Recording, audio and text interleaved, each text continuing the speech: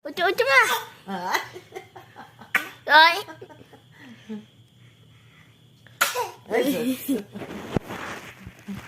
Eh, eh. Hindi ka ba nakapagod? Gusto. Tama naman, hindi pa ba nangangalay? Napapawis ka nga, oh. May papawisan na pala eh. Gusto niya yung kumot. Wala siya sa black and white.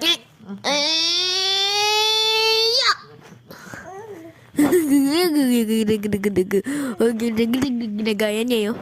Gagayahin niya mami yung movement ng blanket. I'm on vacation. Every single day, ganyan naman yung commission.